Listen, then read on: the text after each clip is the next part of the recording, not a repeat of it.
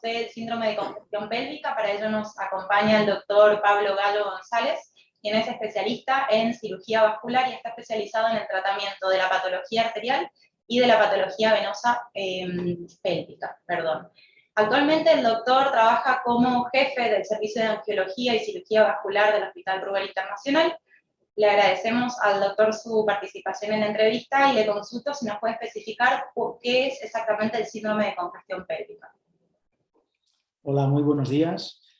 El síndrome de congestión pélvica es un conjunto de venas que se producen dentro de la pelvis y que producen un dolor crónico en esa zona, sobre todo en la bipedestación, cuando un paciente está de pie. Ese es el resumen, sería la sinopsis de esta patología. ¿Cuáles son los síntomas? Digo, para también aquellos pacientes que quizás lo tienen o lo sufren, pero no lo saben.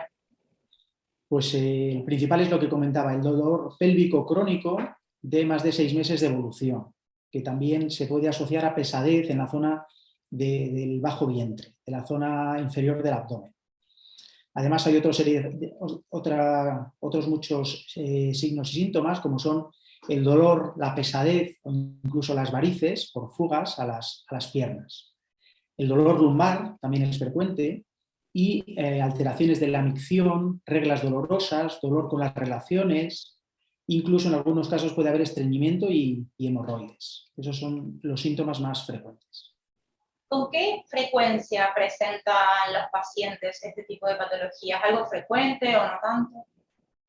Es bastante frecuente, de hecho se cree que el 19% de las varices en las piernas están relacionadas con varices pélvicas, tienen su origen en varices pélvicas. Es, por supuesto, una enfermedad mucho más frecuente en las mujeres y por la anatomía de las venas es también más frecuente en el lado izquierdo.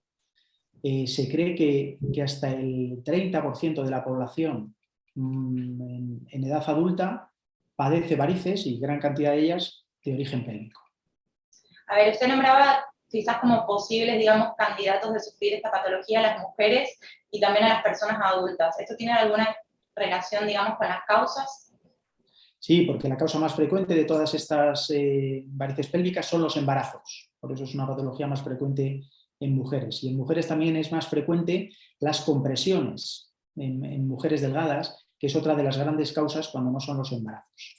Podríamos decir que las causas fundamentales son los embarazos en mujeres que lo han tenido y las compresiones en el lado izquierdo, porque la vena cava que recoge la sangre del abdomen y de la pelvis va en el lado derecho. Entonces, tanto el riñón izquierdo como la pierna izquierda necesitan una vena de mayor recorrido para llegar hasta la cava y tienen más zonas para poderse comprimir y poder dar aumento de presión y consecuentemente varices en la pelvis. ¿Los embarazos intervienen independientemente de si es parto natural o cesárea? Es por el embarazo en sí, ¿no? Eso es el embarazo en sí, independientemente. El embarazo en sí hace que todas las venas aumenten de calibre y cuanto más embarazos tiene una mujer, más fácil es que esas venas queden dilatadas e insuficientes y no vuelvan a su tamaño habitual. Independientemente entonces de que las mujeres son las que mayor presentan esta patología, también está presente en hombres o en mujeres que no presentan embarazos. Es decir, ¿cuáles otras causas hay? En hombres y en mujeres sin embarazos lo más frecuente son las compresiones, lo que comentaba. En la vena del riñón hay una compresión frecuente entre dos arterias, en un compás, en una pinza, que se llama el síndrome de cascanueces. Y ese riñón no consigue drenar adecuadamente a través de esa vena renal y usa la vena del ovario que desemboca en esa misma vena para conseguir drenar hacia la pelvis y llegar al corazón. Pero en ese camino es cuando desarrolla todas esas varices. Y en el caso de la pierna, la vena ilíaca izquierda se ve comprimida entre el hueso y otra arteria y pasa exactamente lo mismo. No consigue llevar la sangre al corazón porque busca vías alternativas a través de la pelvis o de la propia pierna, produciendo edema e hinchazón de esa pierna izquierda. En esta patología, ¿qué sucede con el diagnóstico? Porque usted nombraba los síntomas y en principio pareciera que ninguno es específico de esto. Entonces, ¿es una patología difícil de diagnosticar?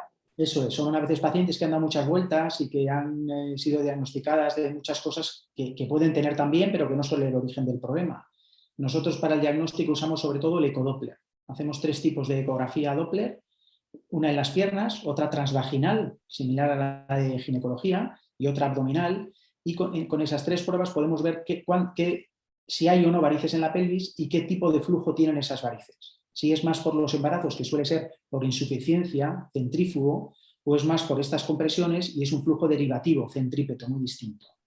Y a partir de allí, entiendo, se indica un tratamiento.